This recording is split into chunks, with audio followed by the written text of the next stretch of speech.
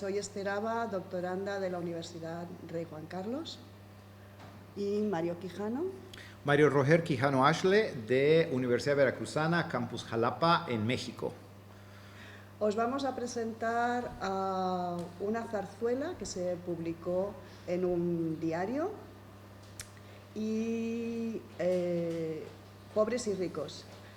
Y lo que queremos, aparte, es una zarzuela que no ha estado trabajada, y lo que queremos poner en valor es cómo la prensa, y que también lo habéis comentado en otras sesiones, cómo la prensa es un vehículo válido para difundir la literatura y, en nuestro caso, las artes escénicas. Primero os hacemos un pequeño apunte de cuál es la situación de la prensa en el último tercio del siglo XIX. Es algo que también se comentó en los días anteriores, pero sí es importante ponernos en situación para saber cómo va a ir esta publicación, que es de corte sindicalista y es de corte reivindicativo. La prensa en Filipinas, en el último tercio del siglo XIX, bien, la prensa escrita, con independencia de la calidad o de la longevidad, es muy prolija en el último tercio del siglo XIX.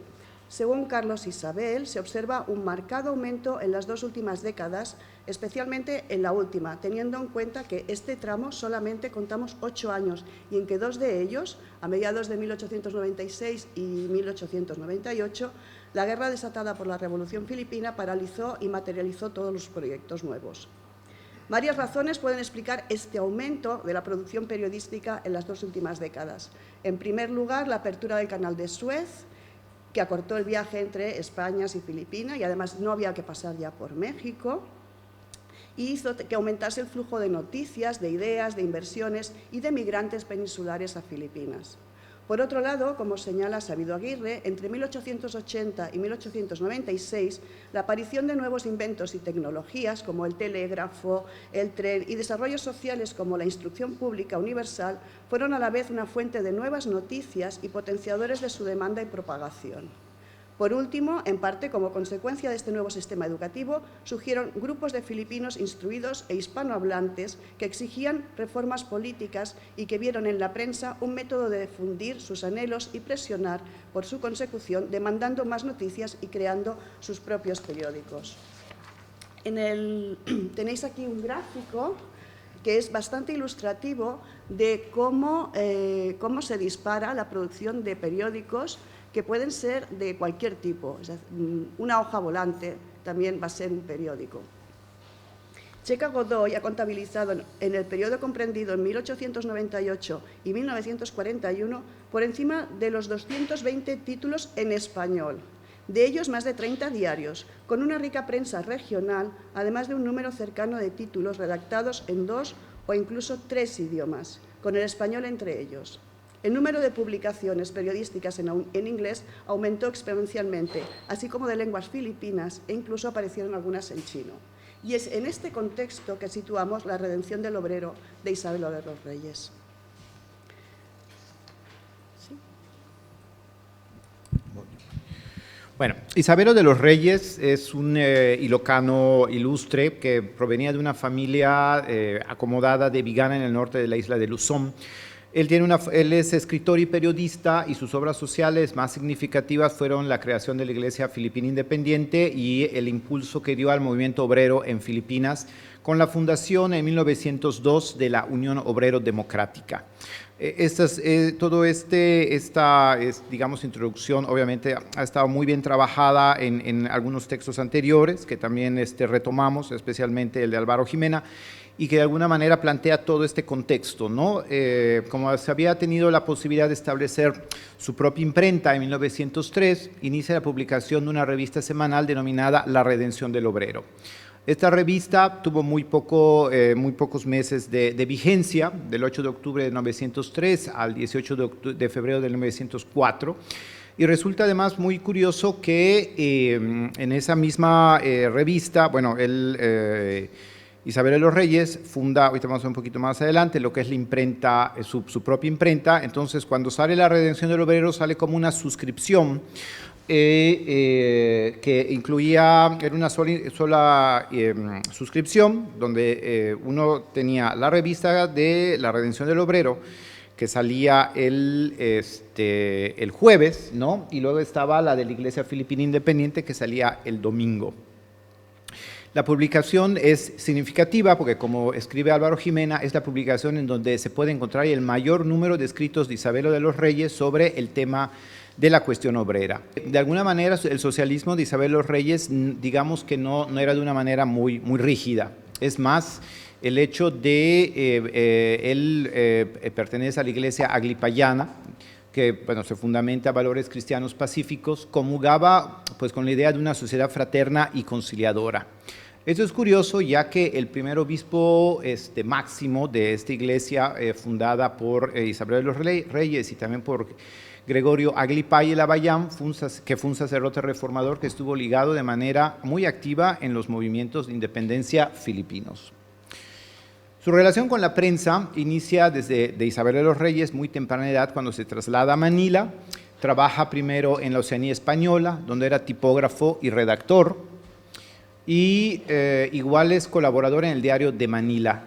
Funda también un periódico a finales de los 80, bilingüe, que se llama El Ilocano. Le va muy bien con El Ilocano, y esto hace que de alguna manera con ese dinero él pueda comprar su propia imprenta. Su relación con la prensa inicia desde muy temprana edad, cuando él se traslada a Manila y trabaja en la Oceanía Española y luego posteriormente en el Diario de Manila. Una de las cosas interesantes es que hacia finales de la década de los 80 participa en periódicos bilingües y funda el Ilocano, ¿no? Con el dinero que le da, porque le va muy bien con este periódico, compra su propia prensa, funda su imprenta, y es entonces cuando, digamos, empieza a tener, sobre todo, estar muy ligado a los movimientos revolucionarios. Eso hace que de alguna manera vaya a dar un poco a la cárcel de Bilibid. Ahorita vemos un poco algo muy interesante al respecto. Luego precisamente lo deportan a Barcelona, está allí un tiempo en Madrid, que también eso es importante, y regresa a Manila en 1901. Una de las cosas que se fundamenta el pensamiento de Isabel de los Reyes está en que para él la visión de esta redención del obrero radicaba en la educación y el trabajo dignificado de los obreros. Su compromiso con la iglesia aglipayana es, digamos, una de las formas, digamos, de reivindicación, sobre todo con la cultura vernácula, y esto hace que de alguna manera sea muy interesante su propio desarrollo dentro de todo este tiempo, ¿no? Una de las cosas que a mí me gusta mucho es esta cuestión de la parte geográfica, ¿no? La parte geográfica, donde este es un mapa de Manila, 1898, y la imprenta de Isabel de los Reyes se encontraba en el área de Tondo, ¿no? Gracias. Sí, se encontraba en el área de Tondo. Además, esta parte geográfica me gusta porque, bueno, Intramuros, digamos que es la parte española, está en esa situación. Luego tenemos Binondo, que es la parte, pues, sobre todo, de ascendencia china. Hacia al norte está lo que es San Miguel, todo lo que es San Paloc y demás, y en Tondo, digamos que es otro lugar importante del desarrollo de toda la cultura manileña, ¿no? Es precisamente en una de estas calles, en la calle del Padre Rada, que es una de estas, donde está la imprenta, que es interesante notar que no es que estuviera dentro de la zona, digamos, española de Intramuros, sino que, digamos, hace esta cuestión. Hacia aquí es interesante notar en la parte de arriba que está la cárcel de Bilibid. Y una de las cosas que, si me pasas por favor, es que Bilibid está acá, bueno, estaba en la parte, está un poquito a las afueras, ahorita pues obviamente ya no, está la cárcel de Bilibid, y curiosamente en la esquina de la calle de la cárcel de Bilibid está el Teatro Zorrilla, que para 1898 era el gran teatro donde se realizaba todo lo que era el repertorio de zarzuela española, sobre todo porque uno de los formatos, o el formato que tiene esta zarzuela, pues obviamente se radica en la zarzuela pues española. ¿Esto cómo se mete? Y además la relación con el Teatro Zorrilla era evidente. Isabel de los Reyes hizo mítines en el Teatro Zorrilla. Isabel de los Reyes hizo mítines políticos en el Teatro de Zorrilla. Es decir, que toda esta conexión entre la imprenta, los teatros, la zarzuela, la expresión dramática, está muy ligada. Bueno, si pasamos acá, bueno, ese es obviamente de los personajes, bueno, Gregorio Aglipay, ¿no? Y la Bayam, que es precisamente, es una iglesia cismática, ¿no? Con el paso del tiempo se convierte en una iglesia cismática, pero que también es importante en todo este periodo. Es por ello que es interesante notar que publicar una zarzuela, porque lo que pasa es lo siguiente, tenemos, ahorita vamos a ver un poco el contexto, tenemos 20 números, ¿no?, de lo que es la redención del obrero, de los cuales en 10 números aparece. Esta es una cuestión interesante porque sí sabemos que las publicaciones periódicas no era raro que uno cuando ve todos estos archivos ve que en la parte de abajo aparecen textos de alguna novela, de algún cuento, y es interesante notar hasta la maquetación, porque muchas veces vemos la numeración y no corresponde. Yo lo que entiendo un poquito es el hecho de que pues, la gente recortaba esa parte, los pegaba, luego ¿cómo se dice?, los costuraba, ¿verdad?, y ya uno ve que de 98 por aquí dice 100 y tanto, es decir, que a la hora de poner todos los folios y adjuntarlos, pues entonces se creaba el libro. No es raro encontrar que se publicara, en ese sentido, una zarzuela que no está propiamente en ese orden, como se ve en las publicaciones periódicas, pero que de alguna manera está ahí presentando todo ello. Lo interesante es ver también el contexto de presentar una zarzuela, ¿no? ¿Por qué razón? Porque también, digamos que dentro del pensamiento de Isabel de los Reyes está el hecho de que el teatro o los movimientos de las situaciones de entretenimiento también sean momentos de reflexión, de enseñanza, de una especie como de ver, pensar, actuar para ello, ¿no? Es por ello que el hecho de publicar una zarzuela, es decir, para entretener, quizá fuese pensada para que en algunos de esos momentos de repente de distracción, porque también habían clubes donde se juntaban, para que en lugar de que estuvieran yendo a las peleas de gallos y todos los domingos se juntaban y tenían elementos de distracción, fiestas, pero de repente poner una obra de teatro para ello, ¿no? Entonces eso es también un momento como de reflexión, de aprendizaje y, ¿por qué no?, una manera también de esta idea del teatro que sirve para formar pensamiento, ¿no? Si quieres continuar con esta parte de... Bien. ¿Quieres hablar un poco de la zarzuela? Lo que pasa también es otra cuestión, a ver, esto es algo que podemos en un momento dado reflexionar. Los géneros, a veces cuando pensamos que de repente hay un impulso de la literatura, los géneros en realidad tampoco no se desarrollan de manera similar entre todos, es decir, podemos decir que el cuento, la poesía corre con un desarrollo en un periodo, pero hay otros géneros, siempre literarios, que no corren en la misma situación. Aquí lo interesante es ver que la gran época de la zarzuela en español, digamos que es final del siglo XIX, pero ya para la época de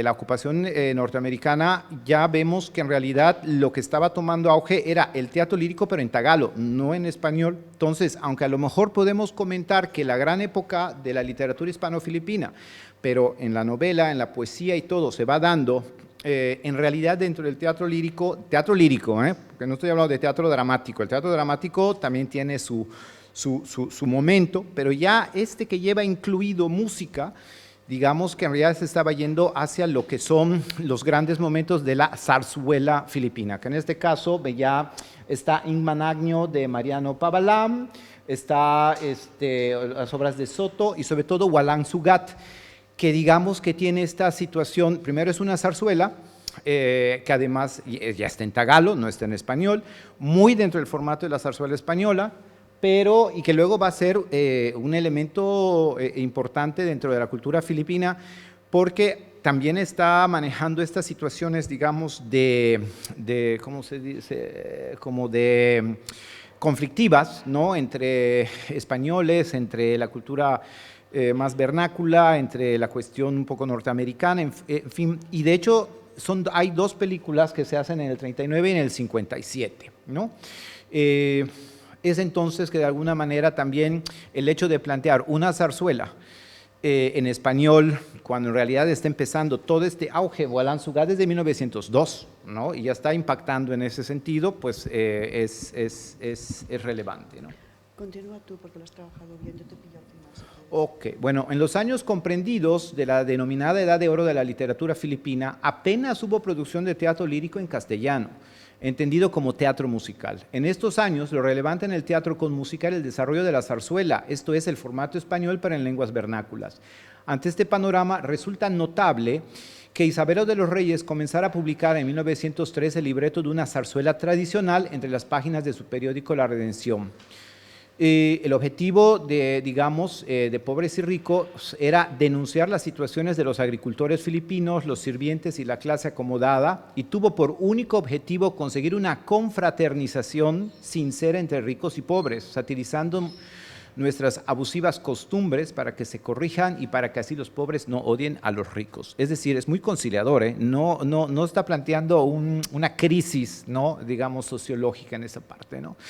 Lo que es interesante aquí notar es, por ejemplo, que todas las anotaciones que va haciendo, vamos a ver algunos pedazos del texto de la revista, y en ese sentido, para la parte musical, especificó el tipo de piezas, como señala al inicio de la obra. Cabe mencionar que era común hablar de sinfonía, porque comienza con una sinfonía y dice, empieza con una breve introducción grandiosa, quiero decir nutrida y robusta instrumentación. Enseguida irán apareciendo como chispazos que rompen la monotonía, trozos brevísimos del Kumintang, Kulankutang, Kundimán, La Pasión, Balitao, Daleng, Ilocano y otros aires filipinos, intercalados con golpes del paso doble del General Luna y de la marcha filipina. Terminará la sinfonía preparando y preludiando el siguiente coro de labradores. Es decir, además es interesante ver que el texto está presentado en español, y también ahorita se va a comentar, y se abre un concurso para que se haga la traducción al tagalo, ¿no? Me adelanto a decir que ni se hizo la música, ni se hizo la traducción al tagalo, y todo parece indicar que ni se presentó, ni se estrenó, quedó, digamos, en un proyecto en ese sentido. Me voy a esta parte de acá, sobre todo para que cuando Esther ahorita entre, ¿esto cómo se saca? Ahí está, listo. Bueno, porque vamos a ver, o sea, La Redención del Obrero es una revista, ¿no? Y dentro de eso hay en 10 números, aquí pueden ver que a partir del número 5, 6, 7 y con las fechas. ¿Qué es lo que tenemos? Lo que son las escenas. Hay un error del cajista que vamos a ver un poco más adelante, donde de repente presentan los números y después se equivoca. El cajista, ya saben, es el que prepara todo el las galeradas, bueno, todo lo que es y resulta que hay un error, de repente entran al acto 2 y de repente en un número dicen, no, es que les faltó esta parte del acto 1, ¿no? Interesante notar, y aquí ya empezamos a darnos cuenta. ¿A qué voy? Isabel de los Reyes sabía muy bien de qué estaba haciendo. No parece, porque uno dice, bueno, pues allá hay una zarzuela. No, aquí hay muchos números de musicales. ¿Qué quiere decir? Tenemos 3 actos, en lo que entonces esto no pertenece a género chico, este es a género grande. 2, tiene muchos números, son más de 10, son 9, tiene 12, 13, 14. Quiere decir que es un planteamiento musical también súper interesante. ¿Ah? Sí, ok. Y entonces, lo interesante es ver que aquí es la parte de música, coro de pobres, de ricos, de pobres. Además también cuando nosotros vamos y vemos una obra lírica, en la obra lírica lo que tenemos es, hay que darnos cuenta de las distintas combinaciones que hay. Es muy fácil, cuando uno va a la ópera, a la zarzuela o alguna obra musical, uno tiene que ver, ok, ya cantó la soprano, ahora falta el dúo de soprano con tenor, de la soprano con tenor, ahora falta el del bajo con el tenor, este es el cuarteto, esto es el coro. Entonces, cuando uno ve la formación que va teniendo dentro del texto de estas combinaciones, se da uno cuenta que Isabel de los Reyes sabía muy bien qué estaba haciendo, ¿no? Conocía el género, además de que el tiempo que se queda en Madrid, seguramente no nada más conoció a todo el movimiento obrero español, sino que también iba a todas las cuestiones de tipo, líricas. Seguro iba al Teatro de la Zarzuela o alguna serie de cosas o demás. Lo interesante aquí es notar, además, esa relación que hay entre lo que propiamente es lo que aparecía en este número, por ejemplo, el número 5, hay una justificación, un acto, una descripción de lo que pasa musicalmente, bueno, como texto, la parte musical como forma, y luego, curiosamente, los, digamos, ¿cómo diríamos? Los artículos que también están allá. En algunos de los casos, estos artículos estaban curiosamente relacionados con los contenidos que estaban apareciendo en el mismo número, como que uno ve cuando de repente salta un poquito la numeración, ¿no? Del 6 pasa al 7, pero después se salta al 12 y todo esto, parecería que a veces como que dice, a ver, voy a escribir algo para que en un momento dado lo jale hacia lo que es la parte de los contenidos de la zarzuela. Entonces uno ve que ahí hay una cuestión un poquito premeditada al respecto. Bueno, pero eso es más que nada, si gustas, pues vamos a pasar acá. Ok. Eso mismo pasa, ¿no? Ahí tenemos mucha información con respecto a esto, pero lo interesante es eso, el hecho de, a lo mejor el trabajo de la redención del obrero, pues entiende toda esta parte de contexto propiamente sociológico, pero cuando uno ve esta introducción de la parte de la zarzuela, no es tan ingenua hasta cierto punto, sino que uno ve además que aparece en 10 números de los 20. Y diría que hasta como que termina de publicar toda la zarzuela para después decir, bueno, esta revista ya se acabó, ¿no? Acabaríamos lo que son la publicación. Bien, cuando hablamos de Isabel o de los Reyes, yo creo que tenemos que tener en cuenta 3 cosas importantes, y es su papel de folclorista, su papel de traductor, sus relaciones con el movimiento sindicalista y los pensamientos de socialistas y marxistas, y su vinculación con la Iglesia Independiente de Filipinas. De hecho, es él quien declara la Iglesia Independiente de Filipinas. Estos cuatro vectores son los que van a influir, al menos dentro de esta zarzuela, que, como ha dicho Mario, no es ingenua. Los temas están muy bien planteados y son temas de denuncia social, pero además son temas de educación social. Lo que busca Isabelo no es una revolución socialista, lo que busca Isabelo es que todo el mundo esté en su sitio, los trabajadores en su sitio, los patronos en su sitio, los ricos en su sitio, los pobres en su sitio, haciendo su trabajo pero con dignidad, sin abuso, entendiendo todo el mundo cuál es su papel dentro de la sociedad, y sobre todo quiere dignificar a las clases más bajas. Uno de los temas que sale es esta esclavitud del obrero,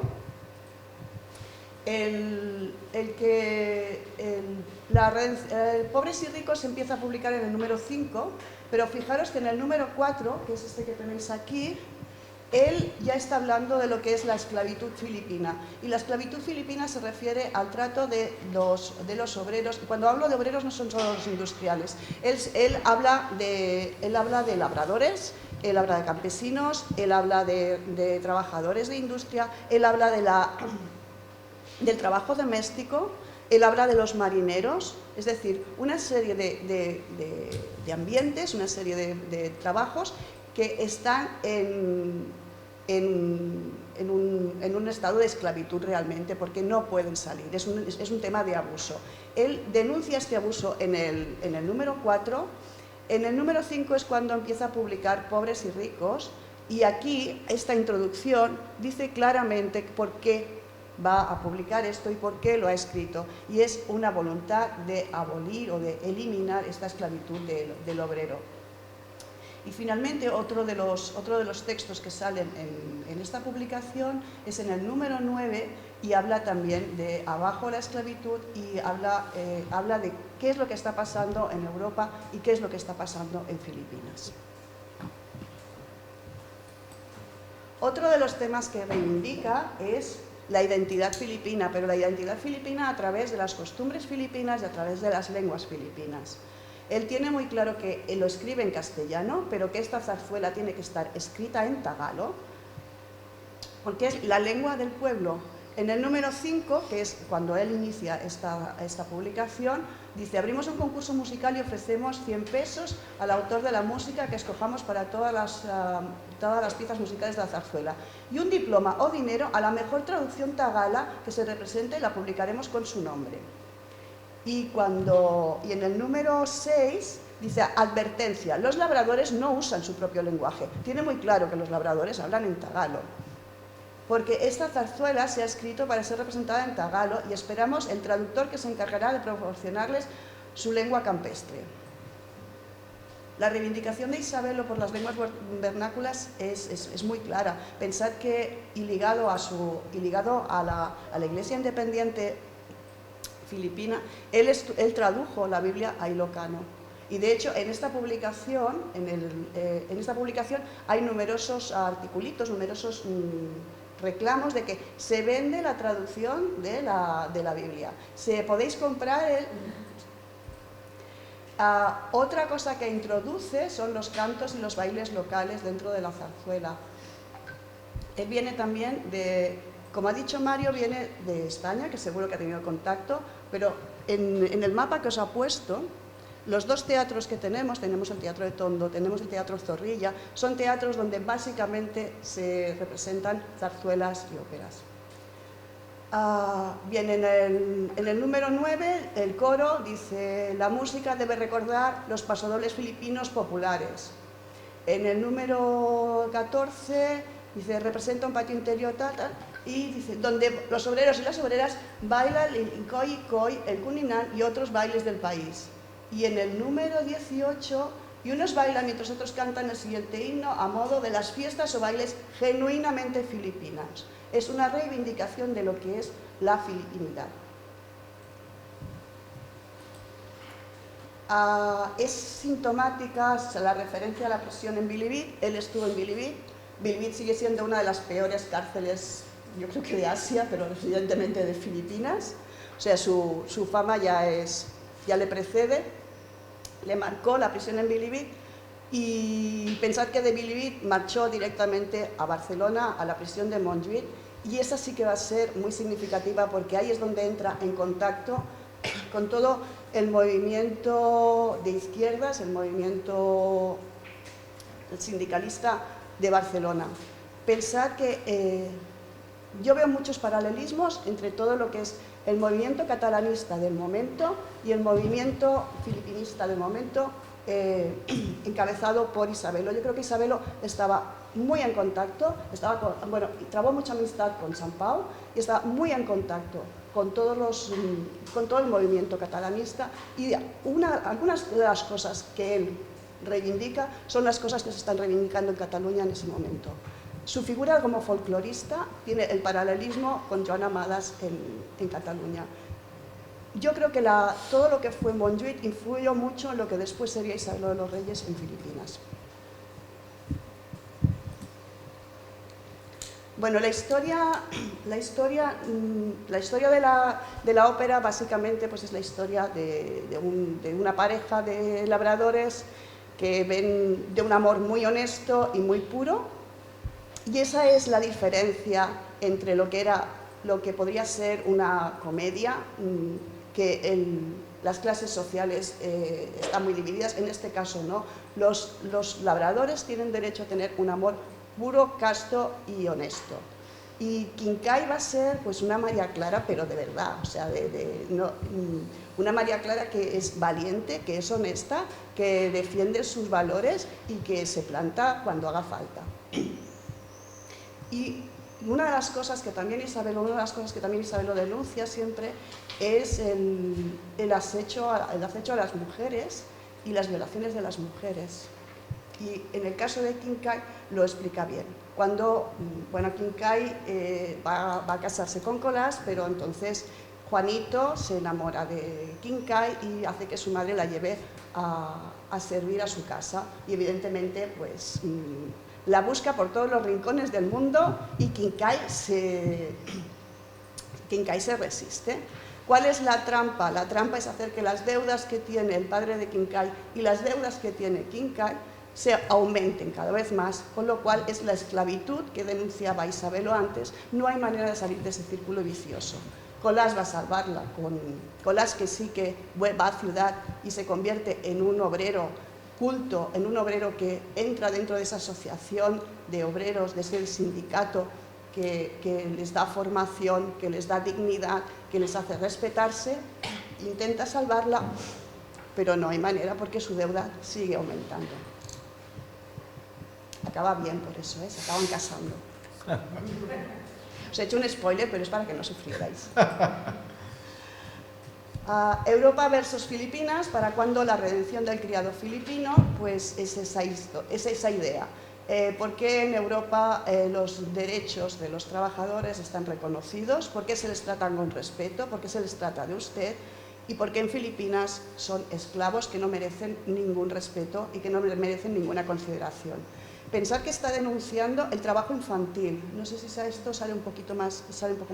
Va a denunciar el trabajo infantil, va a denunciar las condiciones de trabajo, la poca seguridad en el trabajo, va a denunciar los abusos físicos y los abusos psíquicos.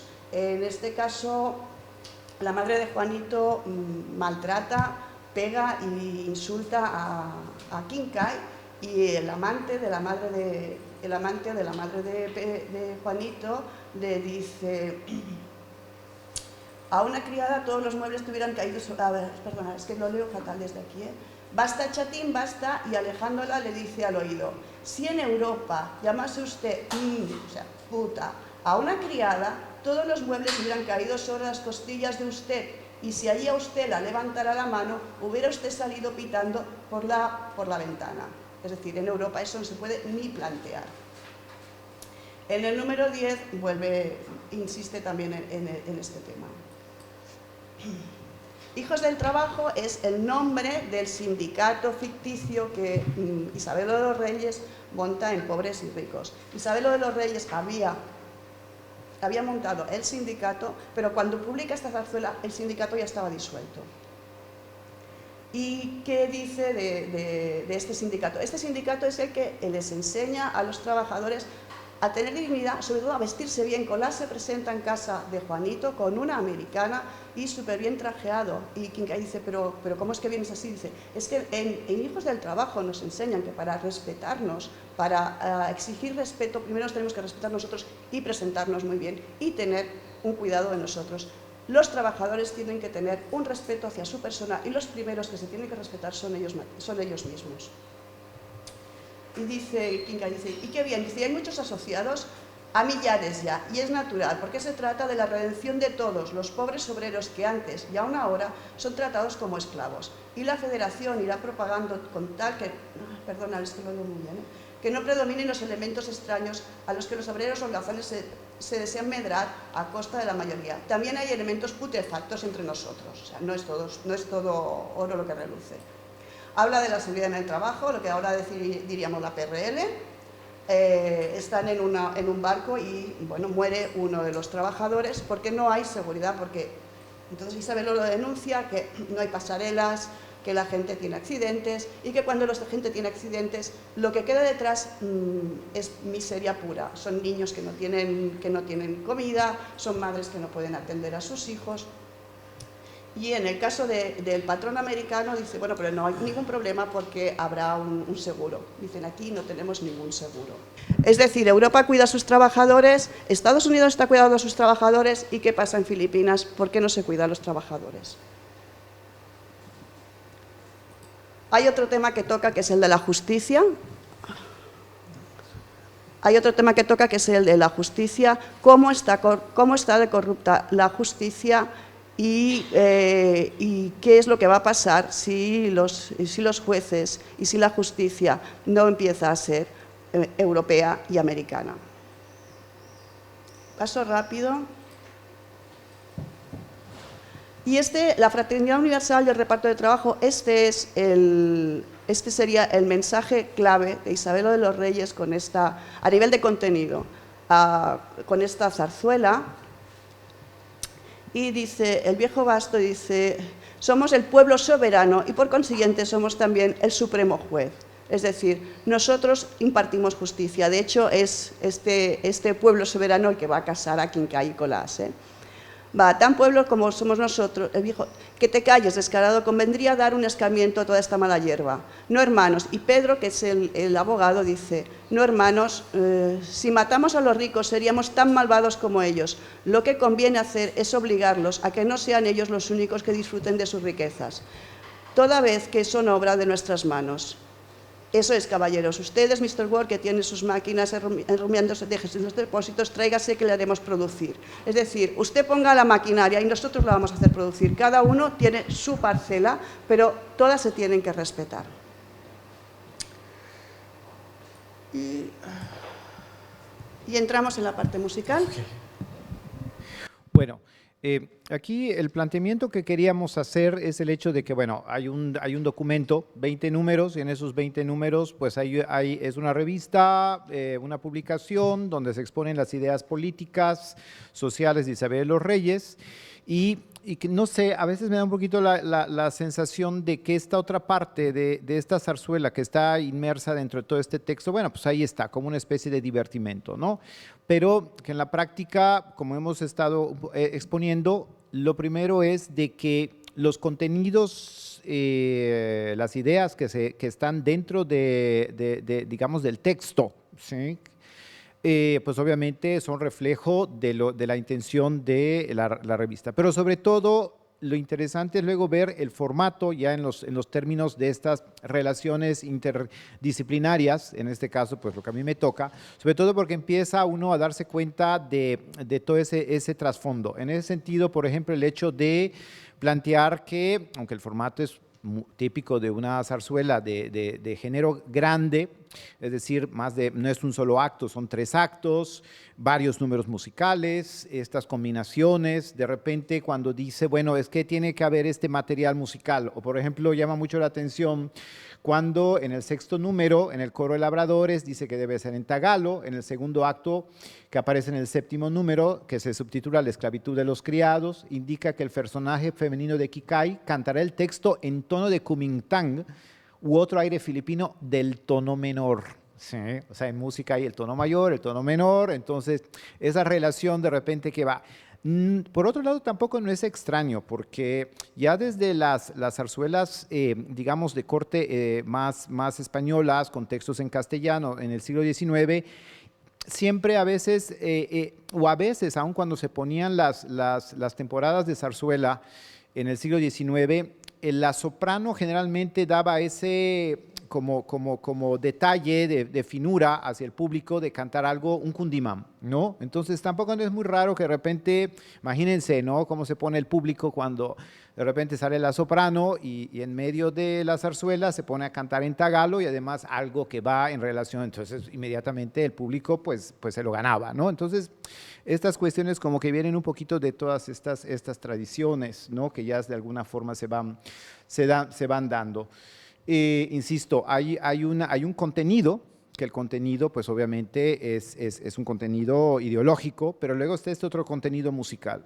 Y curiosamente lo interesante es ver cómo todo esto va apareciendo dentro de la prensa, ¿no? Y que de alguna manera hasta cierto punto pues es un elemento rescatable.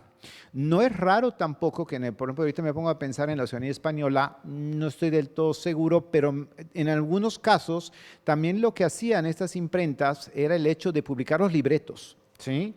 Lo que hacían, bueno, tienen una publicación, como la Oceanía Española, y de repente los libretos de las zarzuelas que iban a poner o de nuevas zarzuelas. Eso también pasa en España. Las mismas imprentas no nada más se dedicaban a publicar sus revistas, sino que también publicaban libretos, ¿no? Y es una manera también de acercar esos textos al público, es decir, de las artes escénicas, de repente dentro de todos estos elementos de la prensa. Por ejemplo, en el número 9, en la escena número 6, por ejemplo, donde se completa el acto, porque hubo un error allá a la hora de publicar, de repente en la escena 6 se lleva, por ejemplo, dice, se llevan a Kikay, que es un momento en una, bueno, primero están en el campo, luego llevan a Kikay como criada a una casa, donde, bueno, de alguna manera ahí está este conflicto. Y aquí, en ese momento en que cambia de espacio, aquí dice, aquí preludia a la orquesta un número de música triste que acompañará la siguiente despedida recitada, no la canta. Entonces uno se imagina la música de fondo, ¿sí? Y esta parte de recitación donde dice, Colás y todos los labradores contemplan modos de dolor la partida sin poder proferir más que un seco a Dios que la orquesta se encargará de interpretar tristemente, ¿no? O sea, como que también hay muchas otras partes y cae el telón. Así, bueno, uno va viendo que hay una serie de datos curiosos que aunque parecería en un momento dado, pues hay el caso, el hecho de recitarlo no es lo mismo de cantarlo, ¿sí? Es una especie como de parlante que también se da en los elementos escénicos. Siempre igual, por ejemplo, en la escena 8, después más adelante, en alguno de los actos posteriores, por ejemplo, la música toca una marcha triste y pianísimo, o sea, el término de decir pianísimo ya también es una terminología musical, acompañando el siguiente recitado que declamará. Y entonces también ahí vemos toda esta cuestión. Luego, algo que resulta muy interesante, en una de las escenas, en el último acto, de repente cuando viene la parte por ejemplo, esta parte de los coros, no nada más de ricos, de pobres, sino de marineros, hay de repente una relación también de unos, por ejemplo, lo que es Los hijos del Capitán Grant, donde también hay un coro de marineros, en fin, estas cuestiones, digamos, como muy de movimiento escenográfico también son interesantes, pero sobre todo en esa parte en la cual muere uno de los marineros que están trabajando allá, obviamente por cuestiones extremas de explotación, y es muy interesante, ¿no? Cuando dice que llega el policía y dice, es que dice que el dueño del barco pagará, a lo que le dicen que ni siquiera los patronos organizarán funciones de teatro a su favor, ¿no? Entonces vean cómo también para recolectar dinero y todo, de repente había este tipo de situaciones. Muy interesante, y así uno va viendo muchos datos dentro de ello. Ahora, lo que eso es maravilloso antes de pasar ya hacia el final, que es lo de la aportación. A ver, vamos a ver cuál es la aportación dentro de la prensa, cuál es la aportación dentro de la literatura, cuál es la aportación dentro del género. Hay un personaje que es Ballesteros, porque además, a ver, el último acto o al final donde todo, viene esta redención, donde todos, bueno, ok, reconocen los errores de explotación, todos cantan un coro, en el cual ese coro todos pues ya están de acuerdo en que van a tener sus distintas funciones. Anteriormente, bueno, bueno, es que está el primer acto donde viene, digamos, la crisis. El segundo, donde viene esta parte llevada al extremo.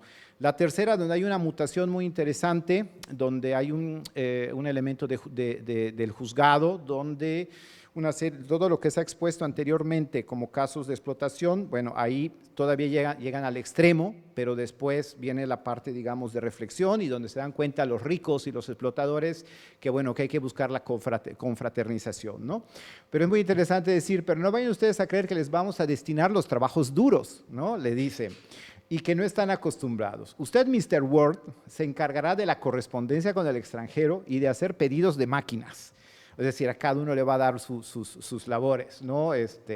Y de dirigir la fábrica. Usted, señor Juanito, ayudará a Mr. Ward en la correspondencia y administración. Es decir, no van a hacer los trabajos físicos fuertes, ¿no? Y eso es muy simpático. Y el señor Ballesteros, como buen español, distraerá nuestros ratos de expansión, recitándonos poesía que tan lindas saben hacer los españoles. Entonces, como que de repente también se plantea una serie de cuestiones.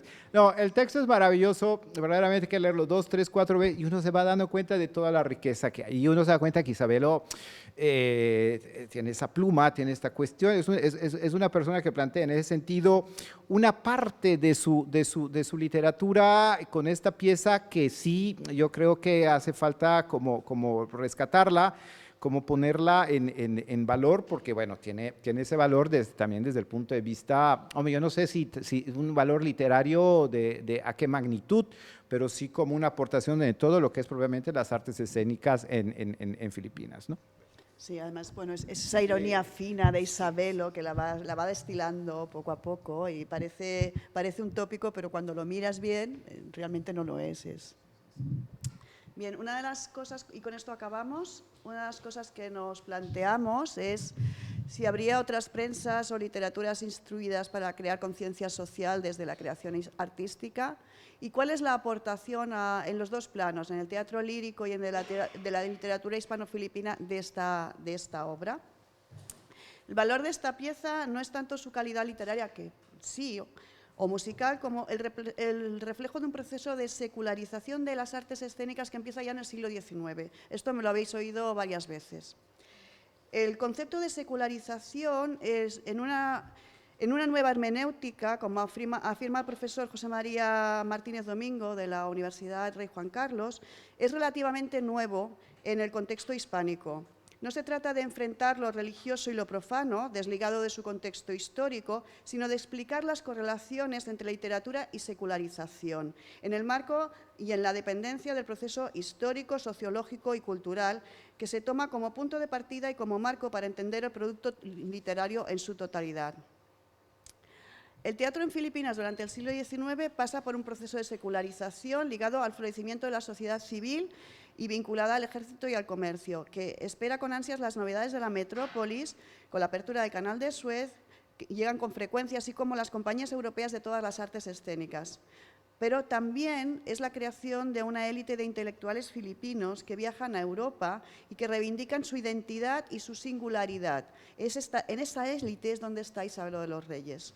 Esta pieza ejemplifica el uso de las artes escénicas para adoctrinar de manera civil y no religiosa. Busca comunicar una buena nueva y esa es esta llegada de un Mesías civil que trae la armonía social, el derecho de los trabajadores a reivindicarse desde la organización civil con dignidad, sin violencia y sin subvertir el orden social ni religioso de base. Es el producto de ese socialismo del autor, nacido de su contacto con republicanos como Miguel Moraita y Alejandro Lerroux en Madrid, y de su admiración hacia los revolucionarios socialistas y anarquistas de Madrid, Pablo Iglesias y otros dirigentes del Partido Socialista Obrero Español. Como decía Isabelo, por su sensatez, su espíritu de orden y su rechazo de las huelgas violentas. Esto es clave para Isabelo, no puede haber violencia. Es una instrumentalización de la literatura para un fin ideológico. Isabelo de los Reyes utiliza todos los recursos y formas de la literatura y artes escénicas para llegar al pueblo. A esta zarzuela le precede su traducción al ilocano de la ópera de Verdi, Aída, en 1871, en el que introducía elementos de la zarzuela filipina y que gozó de gran éxito. Resil Mojarro, en Brains of the Nation, afirma que de los Reyes se coloca entre lo exterior y lo interior, lo extranjero y lo local. La respuesta del autor a la discusión sobre la utilidad de la comedia de Moro Moro en Ancomedia Tagala, en 1904, define su posición respecto a la utilidad y la necesidad de las artes escénicas. En este documento, en Ancomedia Tagala, pone en relieve las costumbres y las convenciones de todas las culturas, europeas y asiáticas. La comedia extranjera se ha naturalizado y se ha legitimado como nacional. Y punto número 3, alaba la comedia de Moro Moro porque mezcla drama, ópera y comedia. Es una hibridación que no tiene la zarzuela moderna, la forma preferida por el sector educado. Y lo más interesante para el análisis de esta pieza es lo que dice de la zarzuela tagala. Ha evolucionado hasta ser un producto genuinamente tagalo, que ha absorbido los elementos de la comedia. Esta afirmación nos permite adivinar por qué Isabel de los Reyes elige la zarzuela para denunciar la situación de los trabajadores filipinos y adoctrinarlos sobre sus derechos y obligaciones. Cree firmemente que la hibridación de géneros y contenidos es el camino para elaborar una modernidad genuinamente filipina. Perdón, nada más, esta parte de acá que no comenté del todo, era más que nada lo que ya había dicho, que ahí es donde se plantea propiamente esta cuestión de la forma musical, ¿no? Escénica. El hecho, por ejemplo, en el coro de labradores de la primera parte, ese coro mixto intercalado, por ejemplo, con solistas, ¿no? Uno lo lee, lo ve, pues qué bueno, pero cuando empieza ya a imaginarse la situación escénica, va. Luego, en el caso también del coro de ricos, que en realidad es un cuarteto, ¿sí? Porque en realidad, aunque lo pone como coro, pero en realidad las voces están sueltas y entonces ahí vemos que es un cuarteto. Están los famosos dúos de amor que siempre aparecen en las artes escénicas, ¿no? Obviamente de los enamorados. Está, como les decía, el coro de marineros, ¿no? De lo que propiamente son, que aparece también, por ejemplo, yo ahorita recordaba muchísimo de los sobrinos del Capitán Grant, el coro de obreros, en ese sentido también, un coro murmurado. Es muy interesante porque de un lado van a estar cantando los obreros digamos a mezza voce, ¿no? Y del otro lado los ricos van a estar en esa parte como un poco de, pues nosotros somos los que hemos ganado en el juzgado y demás y todo, pero el efecto es verdaderamente interesante. Hombre, no voy a decir que es el coro de murmurante de Madama Butterfly, porque eso me parece que Madama Butterfly me parece que es todavía... bueno, el caso está en que interesante ver esos efectos, ¿no? Que está buscando y que está haciendo de una manera muy práctica, ¿no? Nada más, era un poquito porque saltamos en esa parte, pero ahí uno es cuando se da cuenta de que Isabel los Reyes tenía muy claro lo que quería a la hora de plantear no tanto los contenidos, sino cómo ya esa estructura y que en un momento dado, en algún domingo o en alguna situación de repente fuera una parte de divertimento en estas reuniones del Club Obrero, de alguna cuestión dominical, pero que bueno, estaba verdaderamente muy bien pensado. Nada más. Bien, y esperamos vuestras preguntas y vuestros comentarios. Pues muchísimas gracias a vosotros. Gracias. Muchas gracias por este tándem tan interesante. A ver, a mí me ha llamado la atención el lenguaje inclusivo de Isabelo de los Reyes cuando habla de obreros y obreras. Me ha gustado ese toque. Y por otro lado, quería preguntaros por el público meta de esta obra. O sea, él va publicando poco a poco la obra en el periódico. Veo que la intención era que finalmente fuera traducida al tagalo y entonces en ese espacio del español al paso al tagalo, que parece ser que no se produce, mi duda es, vale, la escribe en español, ¿los obreros podían entender el español? O sea, cuando lo iban a entender, no es que se quedara ahí dirigido a un tipo de público que estaba en una cierta élite educada y que hablaba español. Esa es mi pregunta. Paso a otra persona para reunir preguntas, ¿no?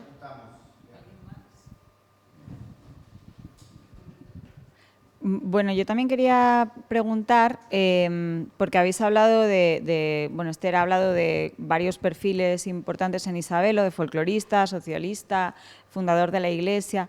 Y me preguntaba dónde está la faceta de escritor, si es que todas esas facetas contribuyen a la de escritor o si no le consideráis escritor, si no le consideráis todas esas otras cosas. Y luego, en las acotaciones me ha encantado ver lo de los pasodobles filipinos populares. Hay unos pasodobles filipinos populares como el del general Luna. Yo no sé si habéis mirado si se conservan estos o si hay algo sobre eso.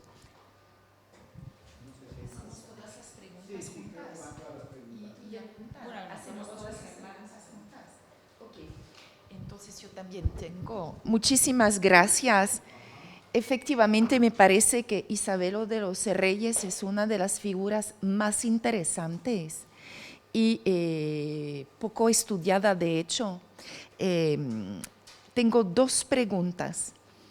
A ti a lo mejor podrías responder como músico, Mario, y es que en la forma como escribe el libreto ya está pensando en la música, ¿no? ¿Cuál es la formación de Isabelo de los Reyes al respecto?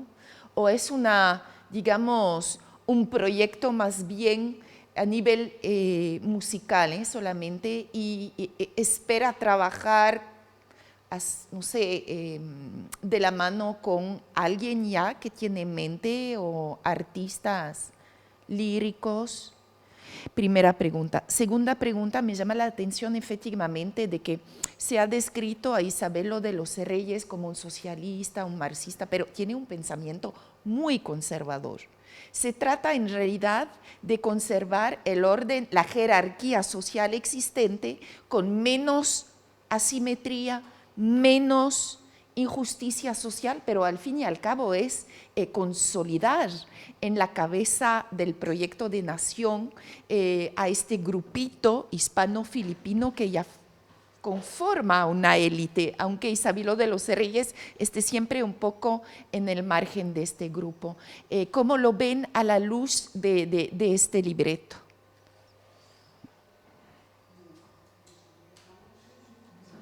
¿Va a haber algunas preguntas?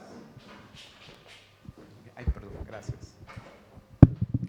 Bien, yo me aventuro, no soy especialista en Isabel de los Reyes y os puedo hablar desde la impresión que a mí me da con la bibliografía y los trabajos que yo he leído respecto a si la revista era bilingüe y si los trabajadores lo podían entender o no.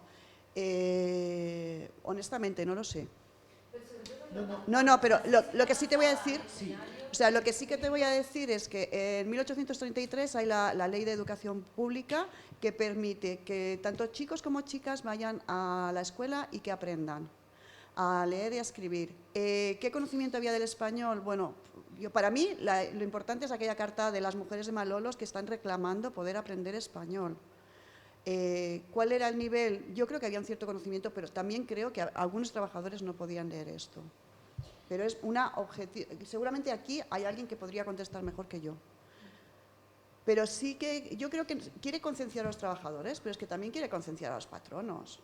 Es que el público no es solo los trabajadores. Aquí lo está leyendo una clase media, baja, y no sé si una clase alta, no sé si iban a comprar esta revista los Juanitos y el señor y el patrono del barco. Pero sí que había una intelectualidad que estaba ahí y que estaba trabajando y que estaba debatiendo. Yo creo que va más dirigido a este público y también a un obrero medio, un poco formado. Eso sí. Sí que es cierto que él, lo que ha dicho Mario, de cuando montan el sindicato y estas reuniones de trabajadores, son ciertas. Pero es que este modelo es el mismo modelo que había en España y sobre todo en Cataluña. O sea, en Cataluña tanto a la mujer como al hombre. O sea, tenemos todo el trabajo de Francesca Bomesón, que es brutal respecto a las mujeres. Crea la primera biblioteca de mujeres y Isabel entra en contacto con todo esto cuando está allí. Sí, yo para mí, de verdad, es clave la prisión de Montjuïc, porque entra en contacto con una serie de intelectuales con los que después mantiene contacto y con una serie de realidades que creo que traslada a Filipinas. Pero lo digo desde la intuición, o sea, no tengo datos para poder avalar eso. Pero estoy no 100% segura, igual me tiro a la piscina, pero creo que sí que va por aquí.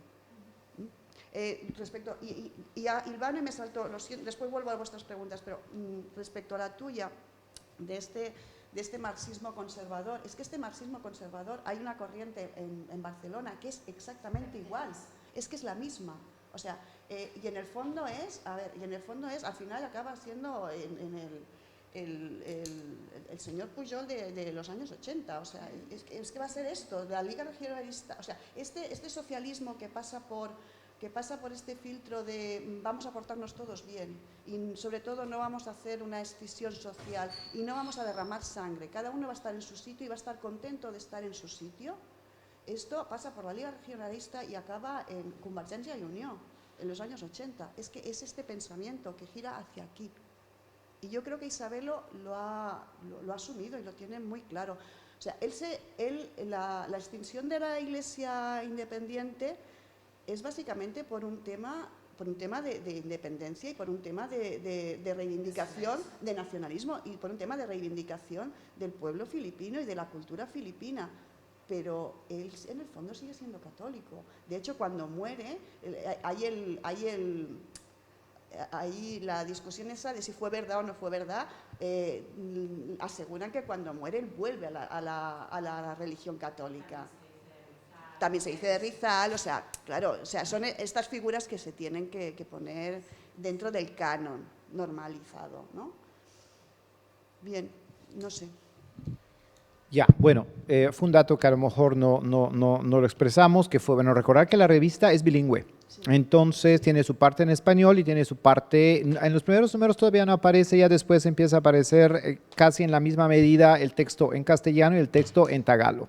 Entonces el hecho que de repente dice, ok, voy a sacar la zarzuela, pero quiero que alguien haga esto también como un concurso, como para participar, para que haya, y de hecho dice, voy a dar tanto, y se le da un diploma y se le pone su nombre, pero es esto, yo sí creo que en ese sentido estaba de que, bueno, cubre un porcentaje de la población, pero le interesa alcanzar alcanzar todavía más, ¿no? En esa situación. Entonces, importante ver que por qué razón desea eso. Además, el hecho de como de tener esta continuación un poquito de los teatros vernáculos, como es que eso es siglo XIX, Moro Moro, y luego la zarzuela filipina a la manera española, luego la zarzuela filipina, en fin, como que le va dando toda esa aportación. Él es escritor, sí, de hecho los artículos, si no en su mayoría, si no todos, creo que en su mayoría, porque no veo otros nombres, los escribe Isabelo. Entonces, La Redención es una publicación, yo diría, y de hecho personal. La Redención del Obrero es un texto personal de Isabelo. O sea, tú estás viendo que todas las cosas que está hablando sobre cómo vamos a festejar a Rizal, cuando habla de George Washington, cuando habla de los derechos de las cuestiones hasta de aseo, ¿no? De repente, ¿qué dice? Porque también, a ver, nosotros como obreros también tenemos que también presentarnos para que también lo comenten en la zarzuela, para que obviamente se nos tome en consideración dentro de esta sociedad que se está generando y todo. Entonces, claro, ahí La Redención del Obrero es un texto hasta cierto punto personal, es una publicación del mismo Isabel de los Reyes, ¿no? Ya, aunque sea su tendencia, sea probablemente la cuestión más de su pensamiento ideológico y lo que va. La música, ¿sí? No, te interrumpo un momento. No solo pensar en la cantidad de seudónimos que tenía Isabel de los Reyes cuando publica. Y de hecho, en La Redención sí que hay algunos textos que están aprovechados. Es decir, lo que dice Mario, que es un texto personal, es que realmente lo escribía él. Exacto. ¿No? De la música, ¿qué formación tenía? Yo sí creo que tenía nociones. Bueno, haciendo un poquito estas deducciones, a veces un poquito, en realidad viene de una familia bien de Bigam. Su madre, tengo entendido que pues, era escritora también, es decir, tiene un medio, digamos, alto con respecto a la cultura. Luego también lo que yo sí creo que haya tenido en contacto tanto en Barcelona como en Madrid. Entonces, digamos que si él tocaba el piano, pues no sé, pero de que cuando te pone ya que si el tono menor, que si de repente estas estructuras, tú dices, sí tiene una cierta cultura, yo no diría media, sino un poquito más arriba de lo que habría que investigar un poquito en base a eso. Luego, y que si de alguna manera la música, por ejemplo, comentaban de que si la marcha de una marcha filipina, un paso doble, lo que pasa es que hay una serie como de hibridizaciones que se van dando. Hay, por ejemplo, todo esto que también se ha comentado, de que en la Luneta pues había los jueves o determinados días una banda de música donde de repente escuchaban pues las marchas de las oberturas de Verdi, de óperas, de zarzuela. Ese es un trabajo también muy interesante a desarrollar, que no solamente pasa en Manila, eso pasa en muchos lugares aún de Latinoamérica. La difusión de la música y todavía en versiones de banda, ¿no? Y que de alguna manera la gente se va familiarizando y que de alguna manera tiene una idea, bueno, pues un paso doble filipino, además paso doble filipino, ¿no? Entonces, como este tipo de situación, bueno, la famosa marcha de Riego, ¿no? Que también era en algunos otros textos también de zarzuelas del siglo XIX de repente aparecen. Entonces, que si existen, bueno, pues habría, obviamente hay ¿cómo se dice?, reducciones, a veces de las partes orquestales que las hacen a mano y que como es algo que va, pues lo vimos aquí, aún mismo aquí en Soria, ¿no? Que ya ven que hay el árbol de la música, donde se ponía la banda y donde ahí va.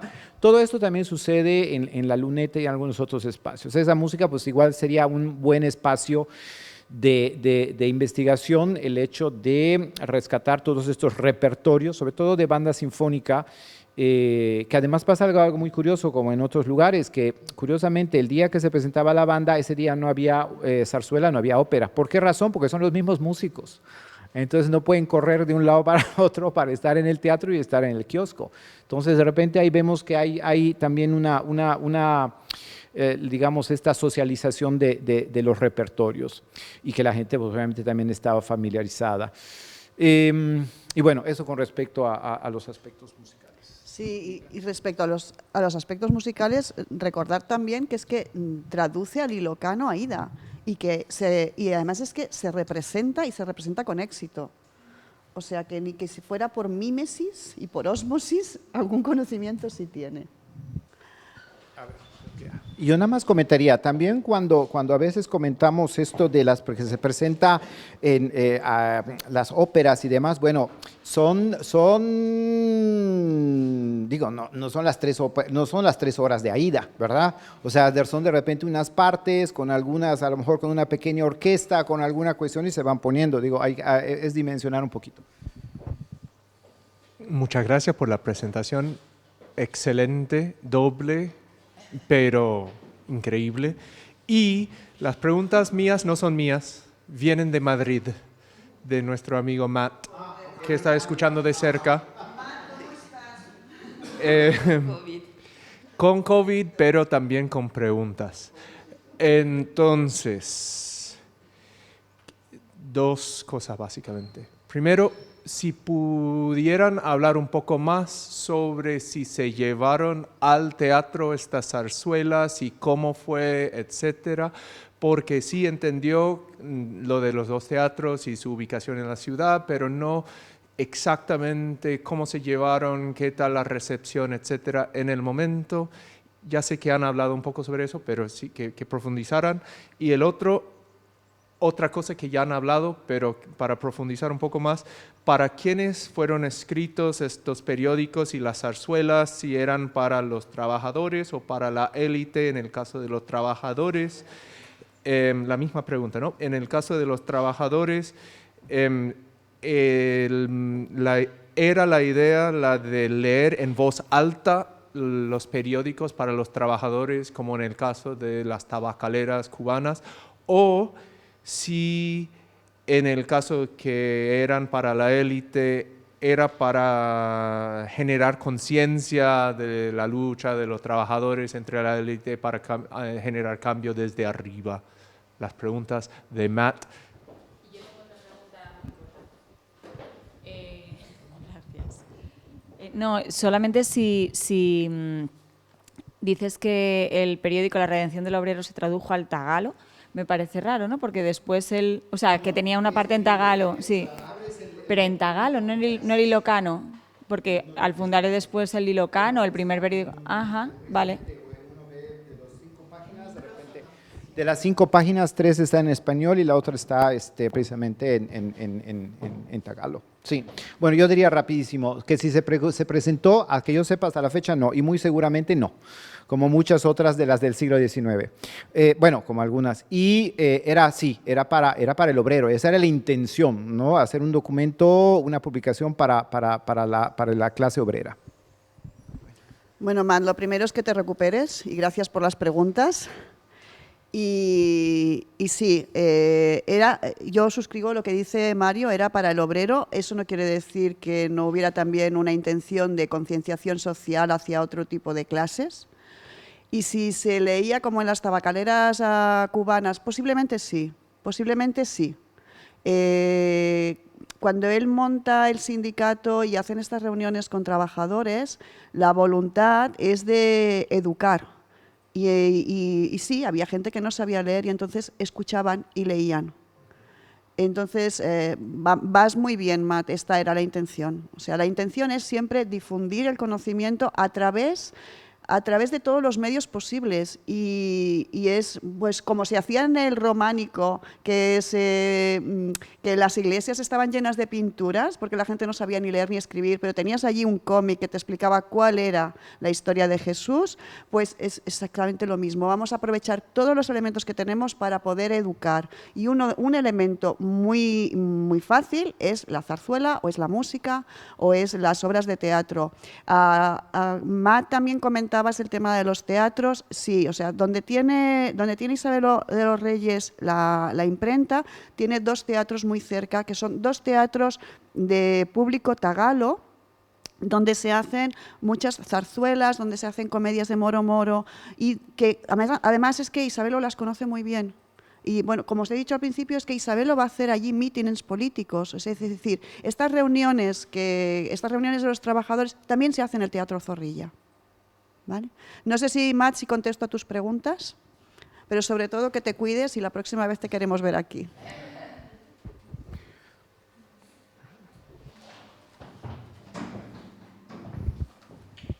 Hay tiempo para un par de preguntas más si queréis, ¿eh? Yo sí que tengo, no sé si es una pregunta, una idea para explorar, como, bueno, hablaba ayer Emmanuel de las cosas en el periódico como punto de intersección y el diálogo que se produce con su contexto. Habéis hablado de la venta de Biblias y de la cuestión religiosa, todo esto. Pero, ¿qué pasa con otros periódicos? Quiero decir, había reseñas, contestaciones, cartas a la zarzuela esta, a la zarzuela, a ricos y pobres, o, bueno, o pasó desapercibido, o cartas al director, porque, claro, una cosa interesante de que aparezca en un periódico y no sea un hecho aislado es, aunque no se haya representado, la comunicación con el público y con otros periodistas. No sé si habéis rastreado algo de eso, o bueno, sería algo interesante de rastrear. No, en realidad es que si de repente, como sucede por ejemplo en la Oceanía Española o por ejemplo en otras publicaciones, que sí se ve que de repente se empiezan a echar ahí alguna guerrita entre algunos editores y demás, en La Redención no, de por lo menos que yo, así no hay de repente contestas. Bueno, eso sí, no sé ese impacto, pero digamos que se note dentro del texto impreso que de repente hubo alguna interrelación, comunicación o algo, hombre, porque es un poquito eso, como que de repente parecería como que se fue eso como de una manera pues independiente, ¿verdad? Y qué tanto había de impacto dentro de toda la prensa del momento. Pues mira, dentro de lo que es el texto impreso, pues aparentemente no, que también eso plantearía uno qué tanto impacto tuvo, que eso sería muy interesante, número uno. En base a esa situación. ¿Cuál era la segunda parte? ¿Había algo ya también? Porque uno era porque yo recuerdo mucho en la Oceanía Española que de repente entre editores hablaban, uno ya sabía que se estaba refiriendo a otro periódico y había, digamos, como que se notaba ese impacto, ¿no? Que de alguna manera iban a generar. En La Redención del Obrero, diríamos que no. Habría que indagar un poquito si de repente va.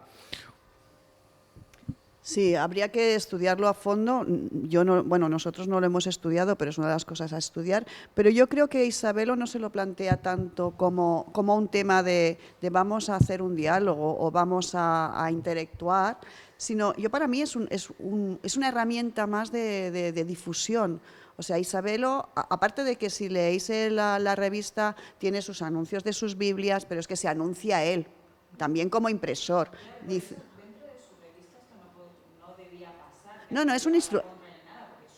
Es su revista. Habría que estudiarlo, o sea, si Retana no tiene nada, no tiene nadie, porque además se odiaban mutuamente, o sea que... Pero, sí.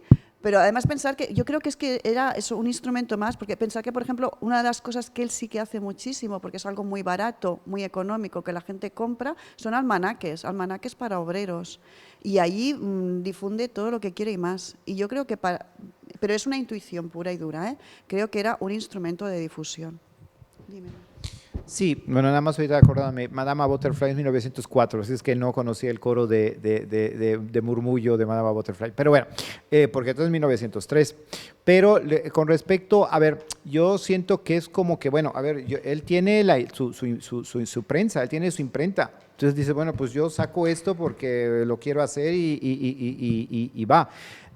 Lo de la zarzuela surge porque precisamente en el número anterior, al número 5, en el número 4, se está empezando, aparece un artículo sobre la esclavitud, que de hecho lo había comentado Esther, y es cuando él dice, a ver, yo hace un año empecé a escribir esta zarzuela, pero la guardé porque dije, bueno, lo voy a dejar allá, pero al ver un poquito eso, él de hecho hasta dice, la voy a suavizar un poquito y la voy a publicar, ¿no? Entonces ahí cuando vemos que también es como más de una iniciativa, o sea, ni siquiera es encargada o algo, sino que es como que él se da cuenta que puede ser un elemento de reflexión y es entonces cuando la publica, ¿no? Y a mí lo que me resulta interesante es el hecho de que parecería algo como que está ahí anexo, ¿no? Como una especie de... Y en realidad uno se da cuenta al ver que esté tan representada la cantidad que le dedica por número de páginas y demás, y ahí es cuando a veces uno dice, bueno, sí, esta es una cuestión más de tipo personal, por el número de publicaciones, la intención y bueno, pues ahí va, ¿no? Y con más razón el hecho de que todo es más de una iniciativa personal que no llega a tener mucho impacto. O sea, yo insisto, habría que buscar un poco si en ese momento a alguien se le ocurrió, pero es que no, en ese momento lo que interesaba era la zarzuela filipina en tagalo, otras intenciones, otros compositores, otros Severino Reyes haciendo otros textos, pero bueno, ahí se planteó, ¿no?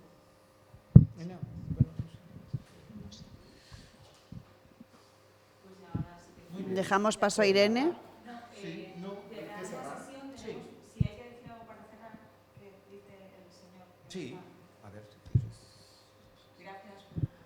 Bien, gracias por vuestras preguntas, gracias por vuestra atención y nos vemos pronto. Bueno, pues muchísimas gracias.